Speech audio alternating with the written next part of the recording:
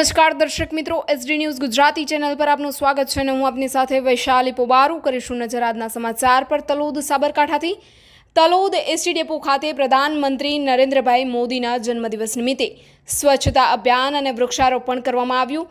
Sabarkantha Talod bus depot ખાતે પ્રધાનમંત્રી નરેન્દ્રભાઈ મોદીના જન્મદિન નિમિત્તે ગુજરાત રાજ્ય પરિવહન નિગમ દ્વારા એસટી ડેપો તલોદ ખાતે તલોદ નગરપાલિકાના ચીફ ઓફિસર અને સ્ટાફ તથા Prantij depot manager Ritaben, account officer Himmatnagar વિભાગ અને સ્ટાફ તથા તલોદ શહેર ભાજપ સંગઠનના પ્રમુખ દામોદરભાઈ પટેલ, તલોદ ભાજપના કૌશલભાઈ ગજ્જર એમના દ્વારા એસટી ડેપોમાં સ્વચ્છતા અભિયાન તથા શપથ સફાઈ કાર્યક્રમ અને એક વૃક્ષ માં કે નામ અંતર્ગત પ્રોગ્રામ કરવામાં આવ્યું, જેમાં એસટી વિભાગ, સ્ટાફ, મુસાફરો તેમજ રાજકીય આગેવાનો હાજર રહ્યા હતા।